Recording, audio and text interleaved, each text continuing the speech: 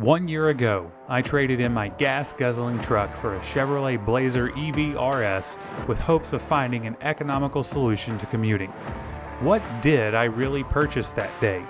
This 1-year experience review will share everything from the thrills of EV ownership to the unexpected costs and room for improvement. From daily commutes to road tripping adventures, I drove it all. Is this my forever ride, or is it a lesson learned? This is my raw, unfiltered breakdown, and it might just help you if you're considering driving an EV. It's the 1-year Blazer EV review on the Arkansas eTraveler. Stick around.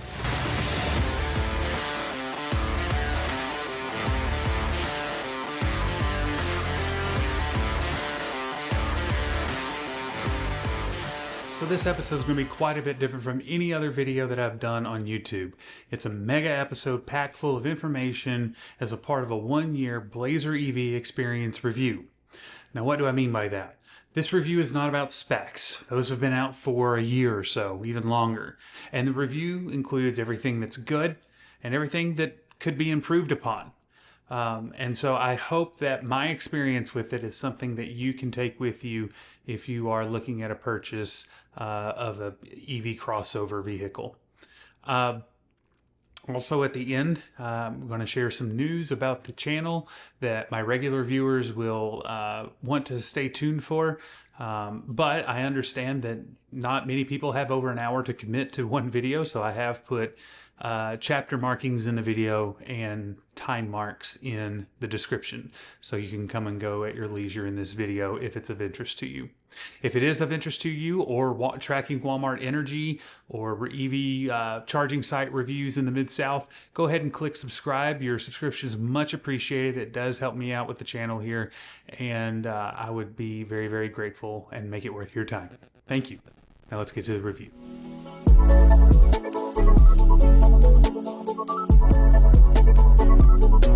All right, so now what I want to do is go through the options of this vehicle that were added on by having the RS Convenience and Driver Confidence package. Everything in front of that, I'm sure, is to some degree standard, and if you want to see the sticker on this, I will make that available, and it will pop up in and out of this video as we go through. The first thing that it includes is the heads-up display, which you can see right there. If you can see that 0, maybe if I can do an awkward zoom here, boom. All right, so that heads-up display gives you directions, speed, time of arrival. It has changed a few times through the updates, but it's always getting better. Very adjustable, so it's a good thing to have. The adaptive cruise control is a part of this package as well. We'll discuss that later. The HD surround vision. So that is this. Basically, it stitches together as best it can. It's not perfect, but stitches together a 360-degree aerial view of what's around the car. The rear camera mirror. I love this. Some people don't. I absolutely do. This is what it looks like normally. Hello, world. But when you use the camera, it looks like this. The only thing I don't like about this is it's fairly low in its mount point on the vehicle. My GMC Sierra had it way up high, and I felt like that was better. But it's fine. I really do like it. The camera is crystal clear. You can see the whites of the eyes of the people behind you. So it's very, very clear, good resolution, and I really do enjoy this particular addition.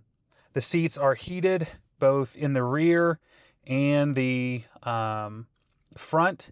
It has enhanced automatic emergency braking. But you can see from that orange logo right there, I turned it off, both front and rear. And you will find out why I did that later. If you buy this vehicle and you have that option, turn it off immediately. Going backwards, it has a lot of phantom braking, and it will slam on the friction brakes, and it slams you. So I would turn that off immediately. But like I said, I've got a story coming later that is a reason to have it off moving forward as well. Intersection automatic emergency braking, I turn that off. Reverse automatic braking, turn it off. Rear pedestrian alert, that's good. And the side bicyclist alert, that's good. A couple other things in here. Has the automatic headlights for high beam. It has a couple of other things like the regen on demand paddle. I'll demonstrate that later. It does wash the camera lens when you wash the rear glass. There's a lot going on in the camera. You have overhead views from the 360 surround. You have rear views as well, and you can change how those operate. You can see it from the side or over the hitch, which is not installed on my particular Blazer EV. It does have one pedal driving. I do not use it. There's a reason for that. I drive school buses. The switching from air brakes to pneumatic braking was weird enough at first. Then I got used to it. I can't imagine what it would be like going from driving a school bus in the afternoon with air brakes and then going to one pedal. Maybe I would get used to it. I just don't see a benefit to making that change right now. It regens when you hit the brake pedal no matter what. So I choose to keep that off as well. If there are any other questions that you may have about the features of this, feel free to drop me an email at the Arkansas eTraveler@gmail.com. I'll be happy to answer them to help you make an informed decision on this vehicle. You may notice that my screen is fairly matte in its finish. That is an aftermarket edition. And so there's, I just did that to help with filming so there wasn't as much reflection when I'm doing things like this. All right, so I think that's just about everything that isn't standard covered here. I'm sure that if you are looking for things that are, you can find those in online forums or your local Chevy dealer's website. All right, so the first part of the review that I want to get into is why the Blazer EV? Why the Blazer EV RS? Very good questions to ask yourself if you're making this kind of purchase. The Chevrolet game has been stepping up a ton, even since when I bought this with the Equinox EV joining the ranks and all of the variations of the Silverado EV that are available now. But this one right here has a standard length of 192 inches with a width of 78 inches. The height is at 65 inches and the wheelbase from front to back, axle to axle, 122 inches. The ground clearance is just under 8 inches. And one of my favorite features about this vehicle is definitely got to be the cargo space. Let's go take a look. All right, back here in the cargo area now, you can see that it is plenty spacious. With the second row up, you do have about 25.5 cubic feet of space. But when you fold it down, very simply, you have over 60 cubic feet of space. Now the legroom, it changes a little bit as well from front to rear. Up in the front seats, you got about 44 inches of legroom, and then in the rear, you've got about 39 inches of legroom. And then also the entire weight of this vehicle is about 5,300 pounds. Pretty heavy for a crossover, but normal for an EV. One of the other features that I definitely appreciate about this vehicle in the cargo is there is a sub trunk. Now, it's not exactly the most filling, but it does certainly do a good job in supplying extra storage and allowing for me to store some cleaning supplies, a jumper if I need it, some other things as well. So I'm very impressed with the cargo space back here, the legroom as well. I've already had to carry terrariums back here. I've had to carry dressers, all kinds of things. I am missing a little bit of the utility from a truck, but this does a good job making up for it. I'll get more to that later. All right, so one of the things that I love about the Blazer EV, specifically the RS, is the sporty look of it. It has a very low, a very aerodynamic profile. You would expect that from an EV. But what makes this different from perhaps the Equinox EV or some of your other manufacturers' crossover EVs is it has a really wide stance. Remember we mentioned earlier that it is 78 inches wide. Well, that's fully transferred to the length of the wheels as well. You have a very good sporty stance with this particular crossover, more so than the Equinox EV, but less so than some of the others that are on the market. But for the price point, which we'll get to in a moment, I really like the package that you get with this. Is efficiency its middle name? No, but I think sporty is. Well, it is an RS, so rally sport, definitely. So another reason that I chose the Blazer EV over all of the other manufacturers is OEM support. Now, when I was getting ready to purchase this, I was going back and forth between the Chevy Blazer EV and the Tesla Model Y. The big deciding factor for me is that all the way over there in Tulsa, Oklahoma is the nearest service center for me for Tesla. My nearest GM dealer, right over there on the other side of the crane and the other side of the new Walmart home office. So anytime I had a problem, and I'll get to those later on as well, I knew that GM had me covered, and they had me covered locally. Didn't have to go anywhere to get service. All right, so maybe unlike other review videos, I'm not going to keep you waiting on the price. I think that that is an important frame by which to view the rest of this review. So I took the liberty of taping crudely the sticker to a piece of cardboard. And what I want to do is talk about how the price came to be. And I'll have shots of this and everything for you as well. So when I walked into the dealership, this was on the floor and it was gorgeous. I went there trying to buy a different Blazer EV. That one was rear wheel drive with the bigger battery and Galaxy Gray and a sunroof. Wasn't available. I think the store manager or the sales manager took it. So when I walked in, this right here was on the floor at a price of $66,409. Pretty steep because it had dealer adjusted pricing due to limited availability from the manufacturer. That tacked on $5,000. Now, when we got to talking, we kind of came to an agreement that that may not be necessary anymore, and they were willing to take that off. So the $5,000 came off. Then a little bit more came off because I did buy this new. I was the first one to have a title for it, but it did have about 1,200 miles on it. That brought the price down by another 5,000 or 6,000, something like that. Pretty close if I remember that discussion. It wasn't necessarily listed on here because the MSRP kind of changed. But what they also did was they gave me a discount for Launch Edition RS. I guess this was one of the first RS for Blazer EV to come out, and that merited a discount to try and get me into it. So basically what that meant was the RS convenience and driver confidence package that is about $2,600, they gave me a $2,600 discount, basically making that free.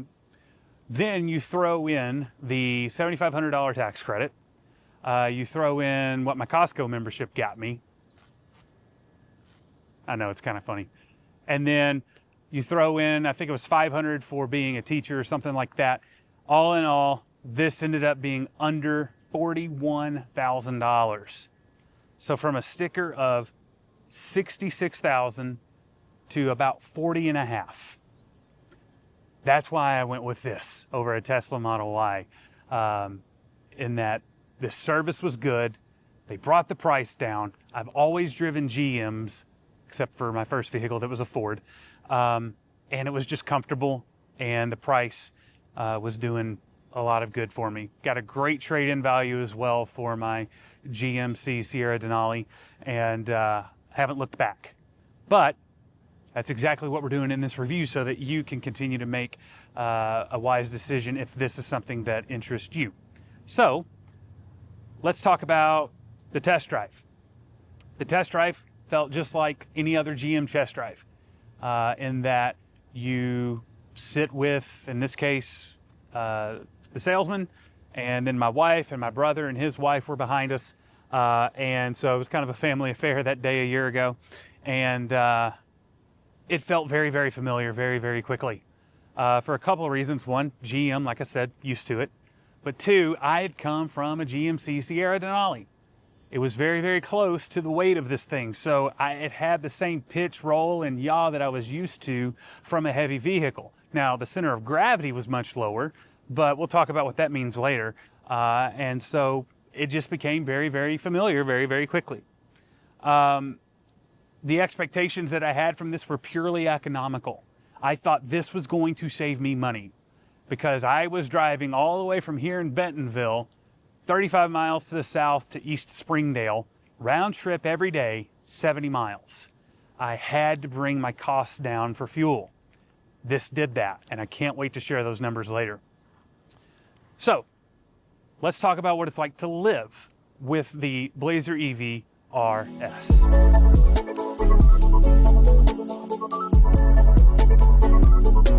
All right, so you join me now here in Bella Vista, Arkansas, just north of Bentonville. Technically, I'm in Missouri right now, but I like this stretch of highway to demonstrate the livability, what it's like living with the Blazer EV RS, because it is Highway 61, and it is much slower than Interstate 49, but it will get the point across that we're trying to do with this segment. So the performance of this vehicle, when I got it, it was extremely impressive, I thought, but then some other vehicles came out, most notably the Blazer EV SS. And the Blazer EV SS just took everything that's in the RS to a whole new level. This has 288 horsepower. The 0 to 60 time on it is about 6 seconds. So it's got plenty of boot, scoot, and boogie to it. It will definitely pin you to your seat if you put it in sport mode. But right now I like to keep it in a lot of comfort mode just to keep my wits about me on the road. It handles superbly. This vehicle, it has, again, a low center of gravity, and that means a lot for handling. I feel when I'm driving this that I am glued to the asphalt. There's really no top sway. It is just gliding through the air on a very, very well-mounted surface thanks to that low center of gravity. It handles turns really, really well too. You always feel like you're not necessarily pinning. Make this left here. And so it's just extremely comfortable. You really feel like you're down in the road. Part of that also is like I told you, coming from a truck, I was way up high, and my feet were kind of closer to me, and this one you're down low and my feet are a little bit further out. It's got a bit more of that muscle car feel. So it's just a different way that I had to adjust modestly to driving with how I sit in it. But driving it felt a lot like the truck thanks to the weight of the 85 kilowatt hour battery pack that's underneath me. Again, this vehicle weighs about 5,300 pounds. The interior comfort in here is superb. There are some places that could be improved, but I have found some fixes for them. Let's start with the seats. The seats are good. I do have the ventilated seats and heated seats. The steering wheel is also heated, and they are not cushiony. I'm not sitting in a Cadillac, but I'm not sitting in a work truck either. Somewhere on the more comfortable side in between. One of the things you'll notice about mine is that this interior is not the adrenaline red. It is black with the adrenaline red piping. Me and my wife just agreed that the adrenaline red was a little much, but I understand and I appreciate Chevrolet for creating that to appeal to some people who like that edgy look in their vehicle. Other interior comforts, the air conditioner is pretty good. It handles things really, really well, which is good because especially in Arkansas with our tent laws, like you can't have any tent below the 5-inch line up here. This has to be pretty wide open. I suspect that's true in most states, this one as well, but where the camera is, it's pretty dark back there with the tent.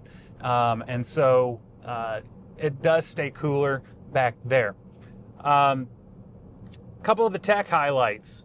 Google Automotive integration. You can see that it runs on Google Maps. It works superbly. You can tell it, okay, Google, let's go to Lowe's. There's a Lowe's home improvement 3.2 miles away. There we go. To that one. So yes, and now it'll put us on a course for Lowe's as we head back towards Bentonville. You can tell it any number of things. Okay, Google, set the temperature to 74 degrees. Got it. Changing the temperature to 74 degrees. And it does it automatically with your voice. Kind of a gimmick. I mean, it's much easier to just do that, but the point still stands that Google Automotive integration in here does do really well. Most people think that the lack of CarPlay and Android Auto is a misstep, and in some ways it is, but not to me. I don't miss it because I used Google Maps on that anyway, predominantly. I also had, remote control garage integration with that, but you can find that right here. And then when you get close to your house, it automatically pops up right here. So that's not a big deal. It does have iOS functionality. If I get a text message or if I need to send a text message, it will pop up here in a banner and act like CarPlay in most regards. The My Chevrolet app. What's an EV without a companion app? The My Chevrolet app, when I got it, hot garbage. However, it has improved in the time since I've purchased this, and pretty significantly. It also had the watch integration, which was useful. They took it away, but now they brought it back, and it's even snappier and better now. I would suggest that for most people, if you're looking to control your climate remotely, make sure just press the lock button first and then tell it to turn on your climate remotely. For whatever reason, that seems to make it go faster.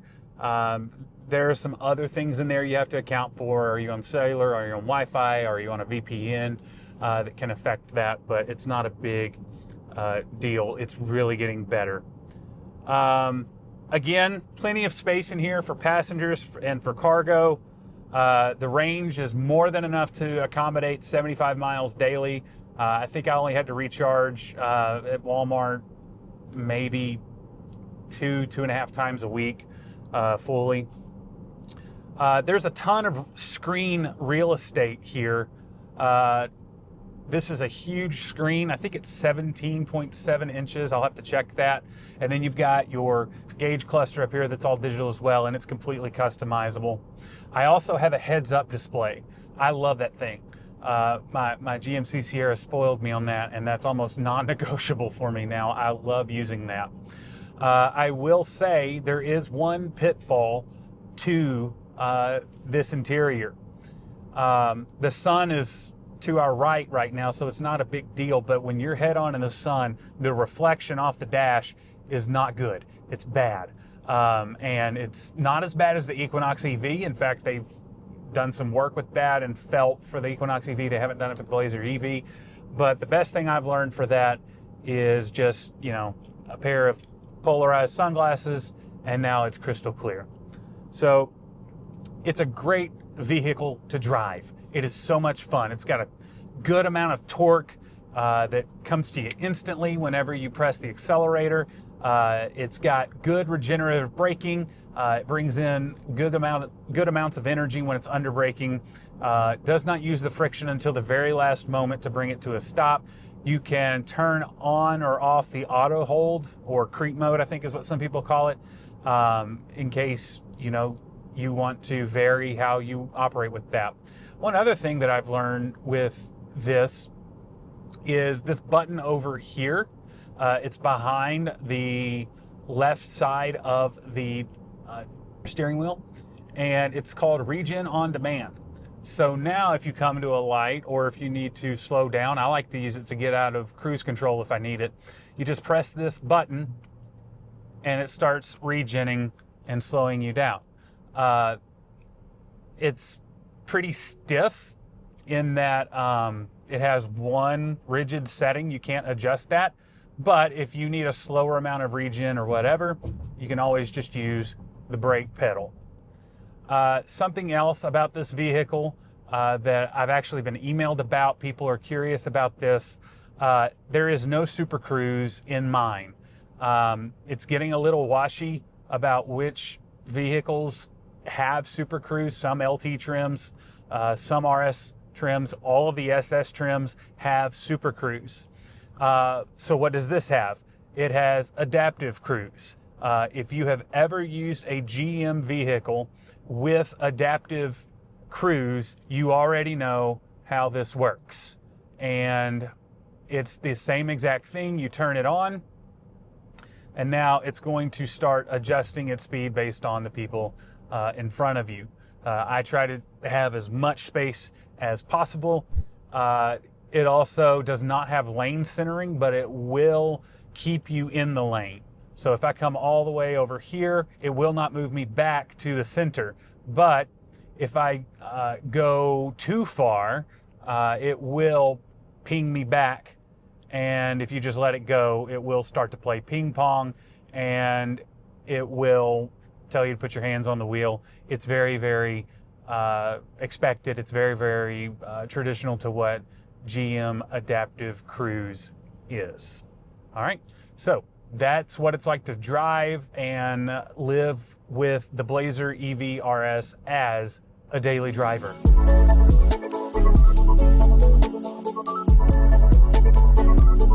right, so let's talk about charging and range reliability with this vehicle. Home charging for me is not exactly what it is for everybody else. Home charging is definitely a luxury. However, it's not something that I heavily rely on. I did buy this Autel unit for about $400, maybe a little less on Prime Day. Had it installed for about $500 and then got some of that back in the last tax cycle. That may not be an option anymore for everybody, depending on when you're seeing this. And it's been fine. It's been really, really good. I love that unit. I know some people really don't like the smart capabilities that these at-home chargers have in many cases, and that's fine. I have a Grizzly at my mom's house in East Arkansas when we go visit, and it works just fine as well. But one of the things I do like about it is tracking just how much am I putting into this thing and how much is that costing me, because I like to see the savings, obviously. So, that being said, let's talk about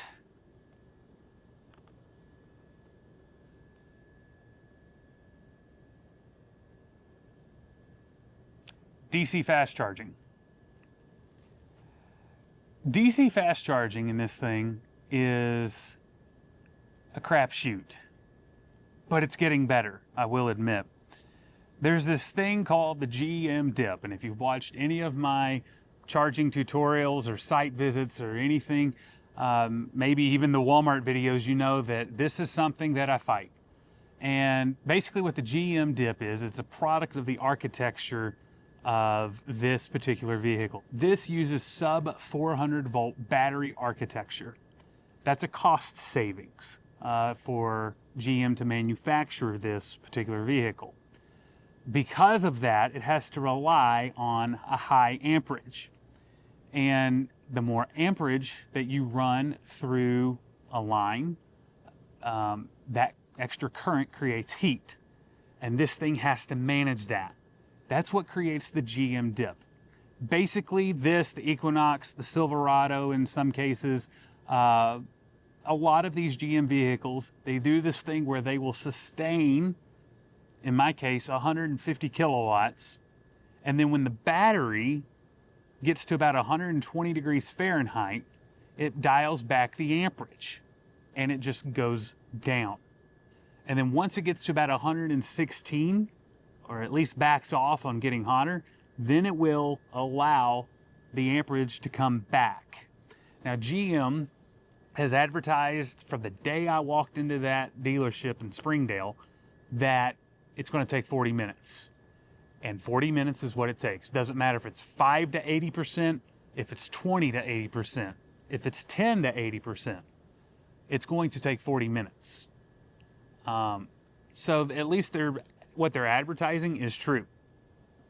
One of the things that I've learned though here with having a 500 amp vehicle is that does create a lot of heat and you go through the GM dip. But there is a way around that, and it gets you to where you're going in 40 minutes still. I like to use 350 amp charging. The Walmart Energy Beta site in Springdale uses ChargePoint Express Plus units that have 350 amps.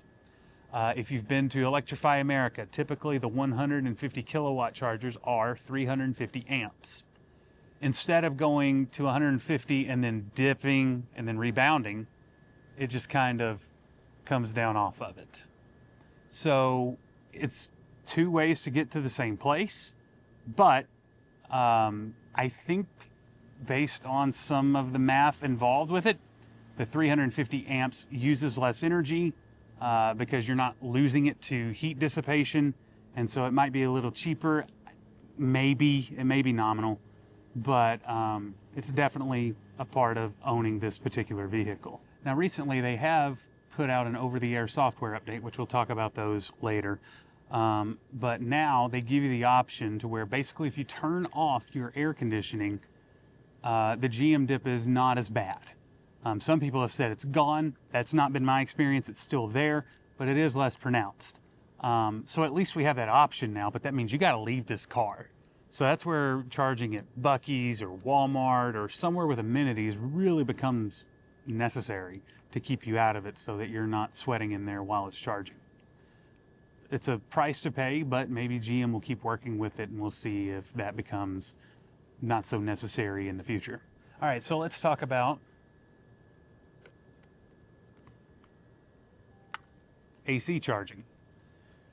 AC charging, it has about 11 kilowatt onboard charger, and that does really, really well. It will get you from 20 to 80 or even more in about 5 or 6 hours. Does really well at home, or if you can find public infrastructure that does well, definitely take advantage of it. Bentonville, for example, really likes Tesla destination chargers, so a lot of them come with Electron NACS to CCS adapters, but this one didn't, so I used my EV Dance one. And yeah, it's just a fun incentive to come downtown in some ways. There's quite a bit of it, so yeah, just really enjoy the level 2 charging scene here, and it bears fruit for me. This thing is rated for 279 miles. That is only achievable under very certain conditions, and those certain conditions are probably going to be downhill with a tailwind. I think I've done that close like one time coming out of the Appalachian Mountains last summer.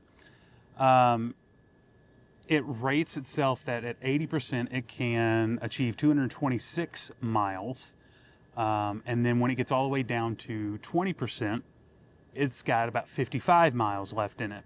That's typically considered the range of the battery that you want to drive this thing at without, causing any issues for the battery. I think it's a little, I don't know, I think that's probably a little bit cautious, but everything about this vehicle is cautious. So going from 20 to 80%, that's about 171 miles recommended range, but we can extend that to 220-ish. But to do 220-ish, do not speed at all. Again, efficiency is not this vehicle's middle name. For the EPA, it's rated at about 3.2 miles per kilowatt hour. And I will admit, around Bentonville, Northwest Arkansas, not on Interstate 49, it shines. 3.2, 3.5, I've even gotten as high as 5 miles per kilowatt hour. But then you take it out on the highway and you shoot yourself in the foot with it because you get between 1.9 and 3.0 miles per kilowatt hour. Typically, I've learned around here when you drive north, because we do get quite a bit of wind and atmospheric movement from the Gulf to the south, we definitely tend to drive north with better efficiency instead of going south. But if you have a cold front from the plains come through, going south is probably a little bit more efficient. In winter, the efficiency, as mediocre as it can be at its rated 3.2 miles per kilowatt hour, it gets even worse. In the city, you can expect 2.8 to 3.1 miles per kilowatt hour, and on the highway, 1.5 to 2.2 miles per kilowatt hour. Now, this thing, like most of the former Ultium platform vehicles, has an obnoxiously loud heat pump, and it does not help efficiency at all. I would hate to see, if it had heat strips in it constantly, what that would do to the efficiency if a heat pump is knocking this thing down by less than half. My advice on that is, in the winter, if you can, always precondition at home. That is the best thing you can do to get the battery warm. That allows the battery to disperse energy more efficiently, and it prevents your battery from having to do the work to get the cabin warm, because it used the grid to do it rather than the battery.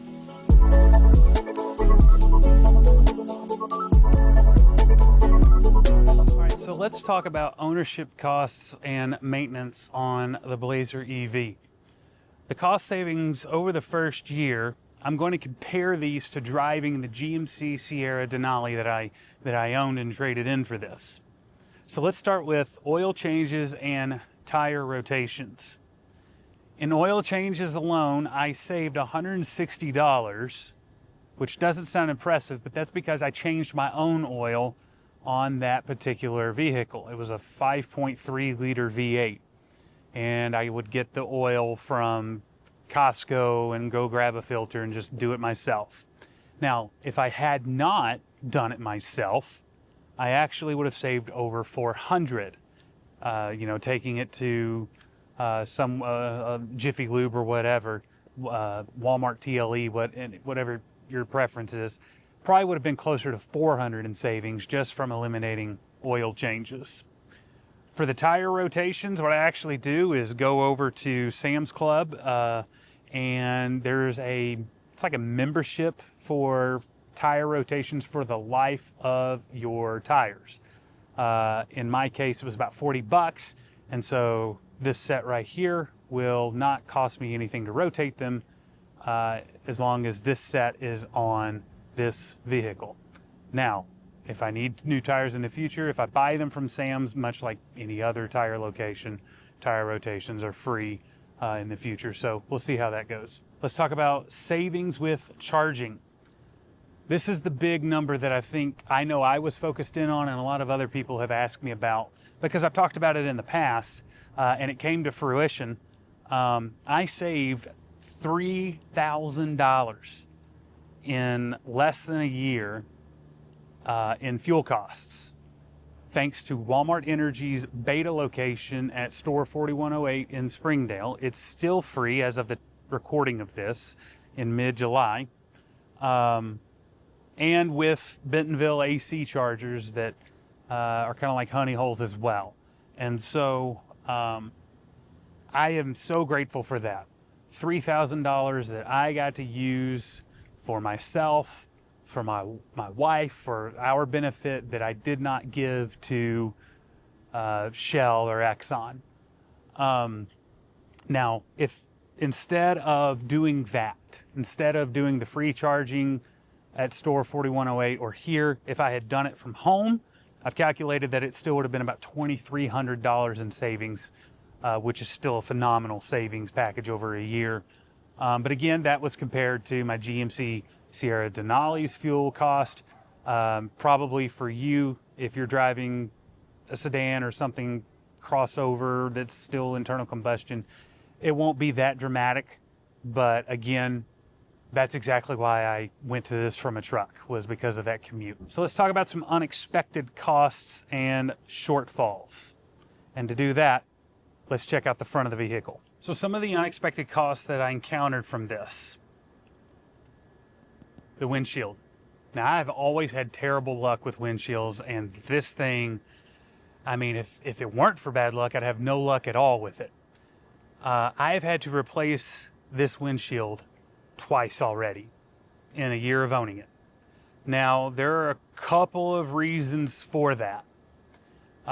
First of all, from what I've researched and from what I've read, this is anecdotal. I don't know if I can necessarily find a way to prove this, but from the anecdotal evidence, because EVs rely on such efficiency aerodynamic wise, it doesn't push air out of the way. It goes through the air and just lets it stream across it. Imagine if there's a rock in that stream. There's nothing here to give you a buffer to push the air out of the way. So it just goes straight into the windshield. The first one was right in the line of sight of the driver's window, thanks to a dumpster truck. Not a dump truck, but a dumpster truck. And then the second one was right up here, and I just had it replaced. That was done thanks to a Tesla Model Y. I don't blame them though, because there's some other evidence going on here. Rock chips.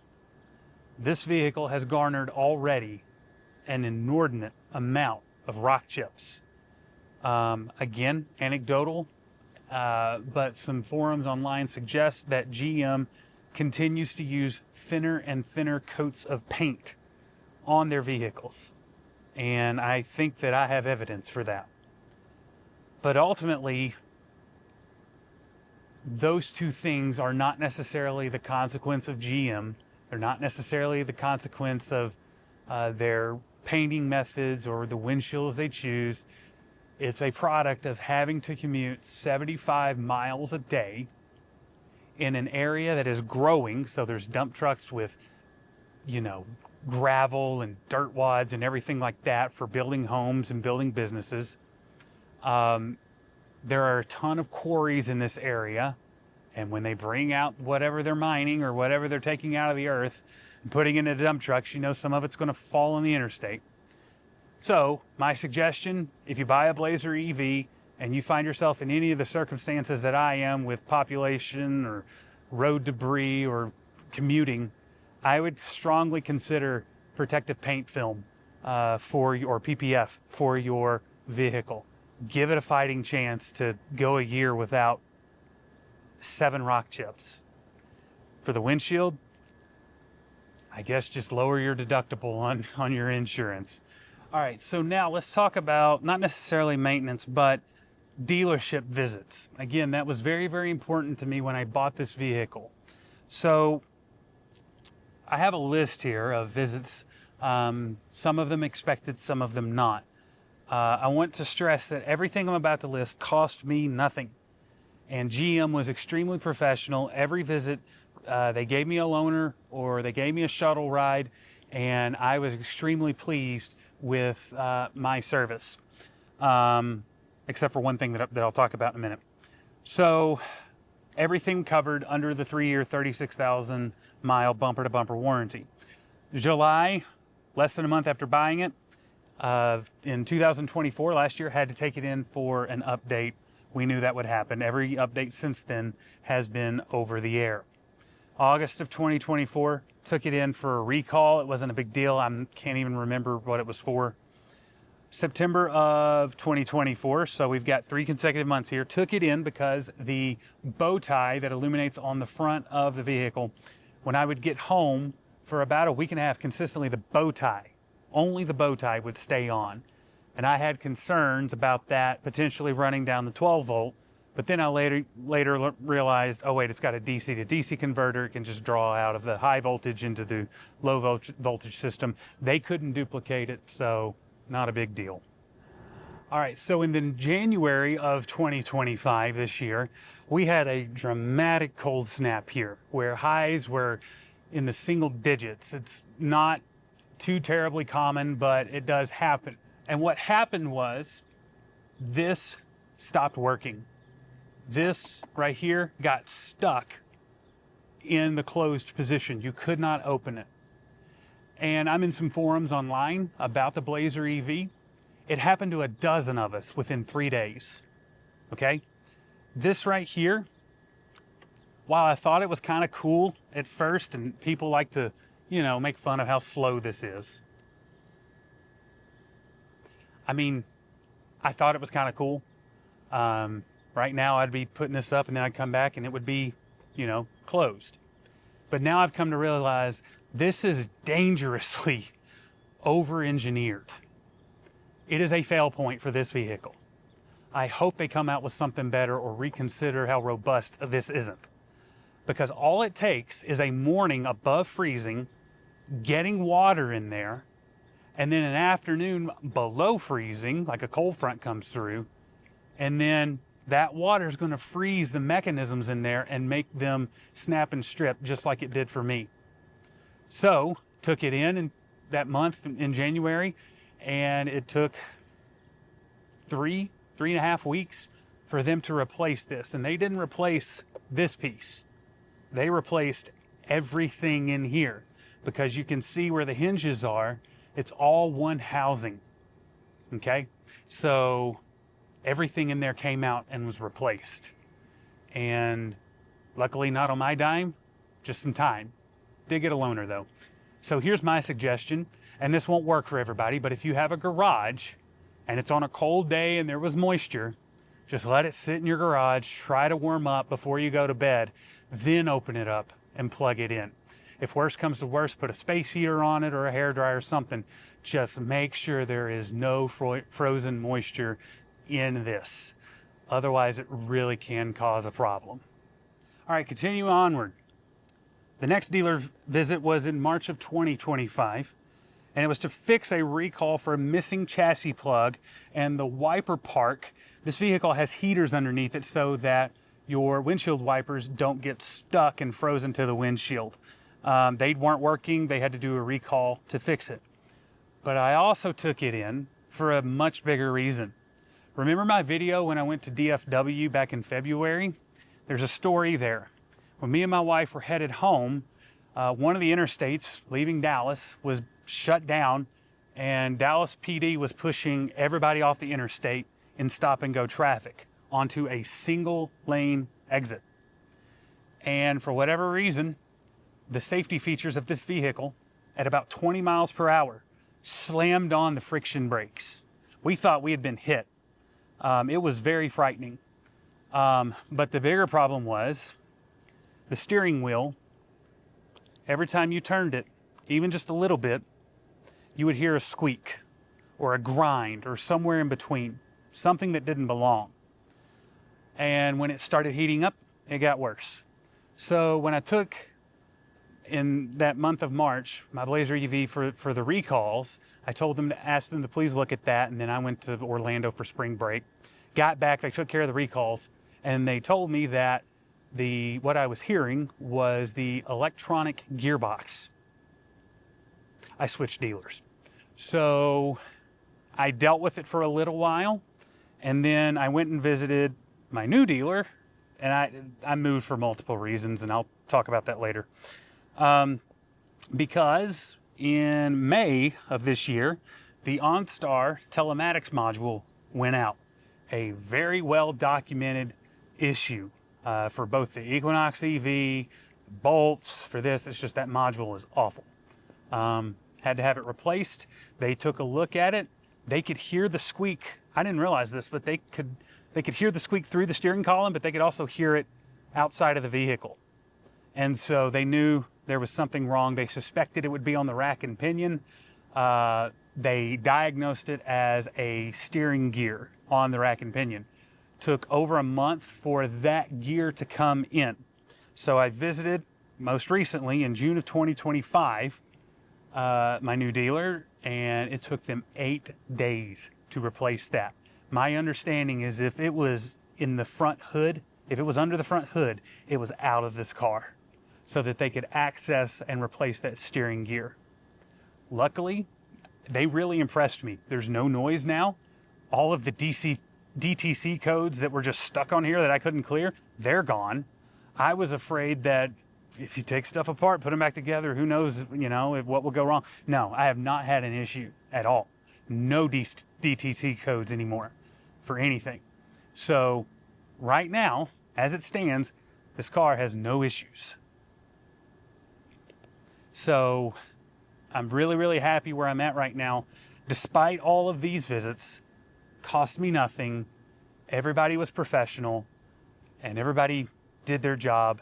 And I feel like GM took care of me. And so hopefully, since apparently this is a launch edition vehicle, the RS launch, as we go further and you see this review in the future, hopefully there are some revisions to these things. More robust steering, better telematics module, that's definitely needed.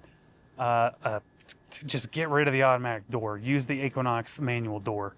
But again, the cool thing that I've explained to a lot of people who are skeptical about EVs, nothing that has gone wrong for me is because it's an EV.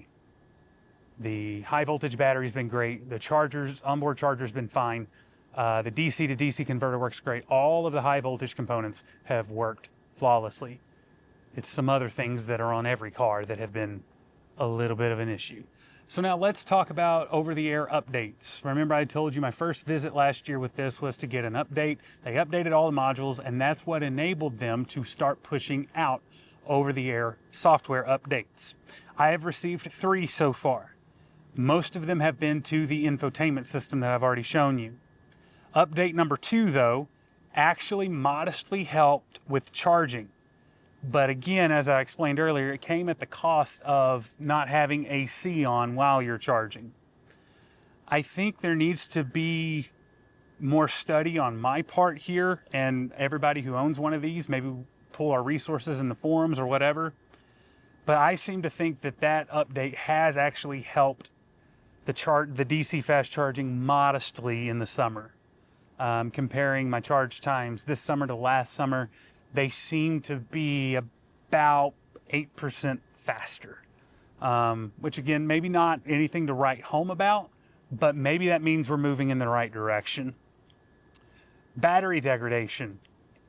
Most battery degradation, from what I've read and understand, most battery degradation happens in the first year. We have now passed a calendar year. This has actually been manufactured for close to a year, almost a half. So most of the information that I have from my OBD2 dongle to my phone says that I have somewhere between 87 and 88 kilowatt hours usable. That is higher than GM's advertised usable 85 kilowatt hours. And that's what it uses to achieve 279 miles of range. Now, while GM does not advertise the nominal size of the battery, based on the research that I've seen, even with the 85 kilowatt hour packs on Bolts and other Ultium platform vehicles, it seems that this is nominally somewhere between 90 and 91 kilowatt hours. So if the advertised is 85, that means that there is a buffer to eat up degradation. However, the data I have says that in the period of time when the most is supposed to happen, from what I've researched, we are only halfway through the buffer. Pretty good. So I have no reason to anticipate that degradation will ever be an issue for me with this, unless we really get, 12, 13 years down the road, which may happen.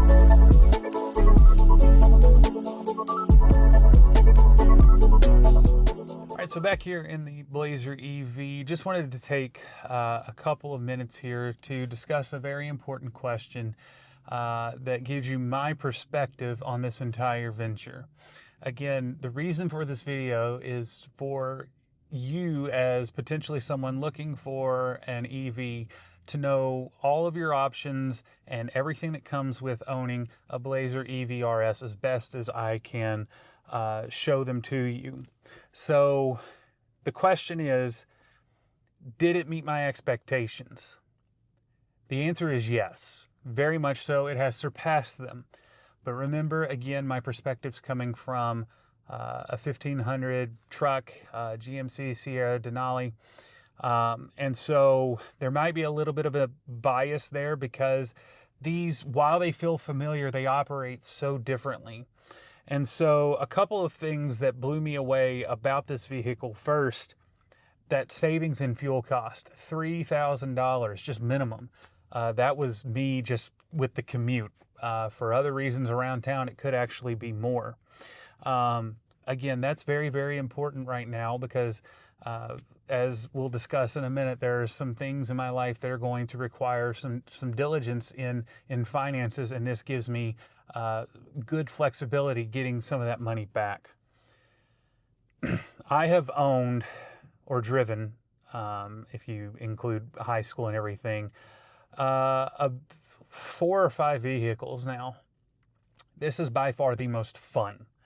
And it's just because of the nature of electric vehicles. The instant torque, the low center of gravity, it just feels like it's easier for the electric vehicle, the Blazer EV, to live up to the Rally Sport name just because of its nature with the low center of gravity and the instant torque.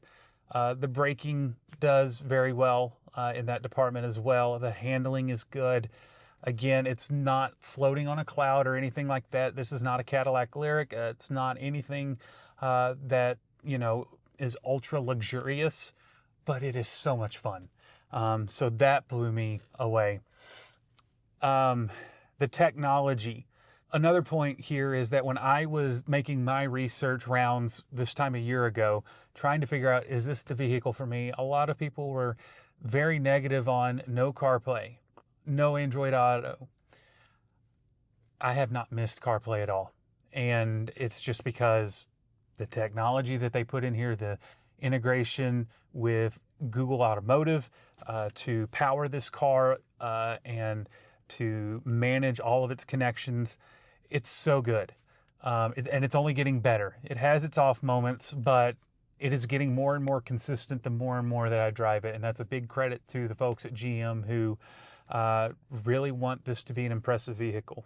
And then there's one more point that comes out of this. When I started this, I thought I was just going to be an EV commuter, but it led to the opportunity to create the Arkansas eTraveler. This was such a good reason to find my inner desire to create media again. I haven't had that way of creating media that was my own for quite a few years since moving to Northwest Arkansas. This gave me a reason to do that. Tracking Walmart Energy's network rollout of DC fast charging, that's been just so much fun, and I'm so proud and so ecstatic for the work that they're doing there, and getting to track it has been really, really fun. And then, of course, getting to be a part of the EV YouTuber community. I've made numerous friends, made so many connections, shared so much enthusiasm with those really good people who are in the same boat as me. They may have different reasons for being in that boat. They may not be purely economical like mine, but I'm starting to see the other benefits to driving EVs, and I'm impressed by them, and I love being a part of that as well. Whether it's environmental or if it is sustainability, whatever it is, it's just kind of icing on the cake for creating a very economic means for me to be able to drive back and forth. It's just been so much fun, and thank you so much for being a part of this entire journey. But the journey is only just beginning.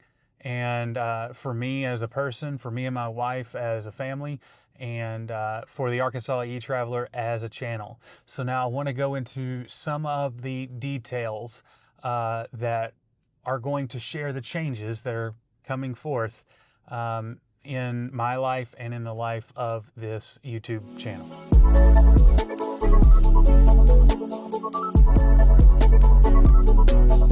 So I've had a great adventure so far with my Blazer EV RS. It had its ups, it's had its downs. But overall, I'm very, very happy with it. But the circumstances that led me to that decision to buy the Blazer EV RS, they're changing.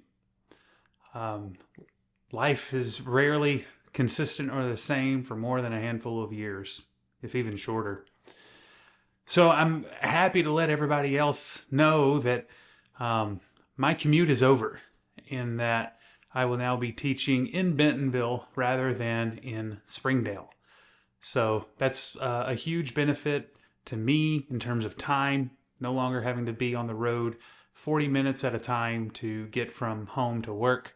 And just getting to reclaim that time back for what I need it for, which is going to be a lot, is very, very meaningful to me, and I'm very, very grateful that it's happening. That's not the only thing that's changing for me, and this is going to potentially lead to some channel changes as well. I'm very excited to announce that I'm going to be a dad in early November. My wife and I are expecting our firstborn little girl, and that's so exciting. Everything came together over the spring that allowed me to be closer to home as our child is born and as she will grow up. And I'm very, very excited for that. So my life is condensing. I've told a lot of people that my life has been compartmentalized for the last 4 years. It's like going through a portal on I-49. You have your home life, then you have your work life. While those will still exist, obviously, now they're much closer together. That's the way I've always, even before I moved to Northwest Arkansas, that's how it was for me. And I'm looking forward to teaching again in the community in which I live. But obviously, even more so, I'm so excited that I'm going to be a dad and my wife's going to be a mom. Life is changing, and obviously with that I have to adapt, and so that means that the channel is going to have to adapt as well. So let's get into what some of the changes look like.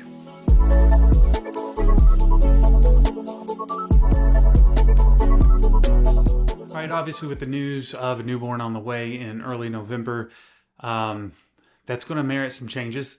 And the thing is I anticipate through the fall and into the holiday season, that's when Walmart Energy will really start to be branching out beyond the DFW Metroplex. In my estimation, it seems like they're working to get everything right in the DFW Metroplex almost as practice for taking this thing nationwide. Now, we've already seen the permits all over the country, but we haven't seen construction yet.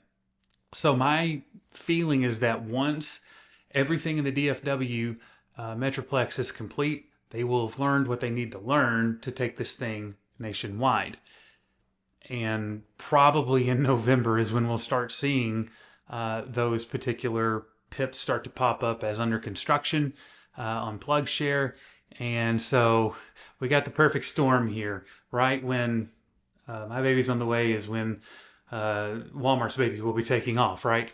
So what does that mean? Well, I'm not giving up on it. That's not what this means. I'm not declaring the end of the channel. I'm not declaring the end of tracking Walmart, not by any stretch.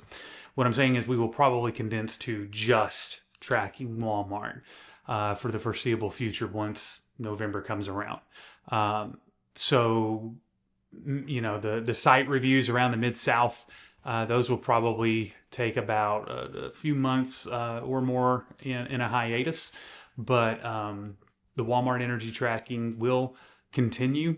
My guess, if I had to estimate, is that the episodes might become a little more spaced out, and each episode will be even more information rich, more dense with the information. So that's what I anticipate happening. Now, several people have already kind of reached out inside conversations that I have saying that they're more than willing to help me out during this. Walter, Steve, you know, from TNAC and Plug and Play EV. They are really, really good friends to help me out with that. And if I need it, I will ask them immediately because this family first project is most important, you know, right? Creating a family. So the channel will certainly be still going strong, but when you do see uploads, they'll be very, very information dense starting in November, and they will probably be a little bit more spaced out. Also, October is the second year of the Arkansas eTraveler, our first anniversary. So we're going to be introducing a new graphics package to celebrate that and to continue pushing this channel forward. Obviously, it's nothing huge, but something that, doesn't look like I did it. So I've been working with a tremendous graphics designer, and so I hope to roll that out in the not too distant future, just as a celebration of, hey, we've done this for a year, let's keep going. And with that, this mega episode is finally done. I hope that you found it informative. I hope that you were able to find my experience and my stories from driving the Blazer EV RS for a year to be beneficial to you, to be helpful to you, so that you can make as informed of a decision as you possibly can. Now remember, this information that we get from GM, that we get from every manufacturer, it changes constantly. And so if you're seeing this well into the future, my suggestion is make sure that you check for other reviews of the year model that you're looking for, but also to check the manufacturer's websites for specific specs or whatever it is that you're looking for. Again, mine, very, very specific, but things broaden out over time. Sometimes they contract, and you just have to make sure that you check the latest information to see that that information is in fact accurate. So thank you so much. It's been a wonderful summer, and well, minus that appendectomy. But anyway, I'm Landon. Thank you for joining us on this mega edition of the Arkansas eTraveler. Happy trails.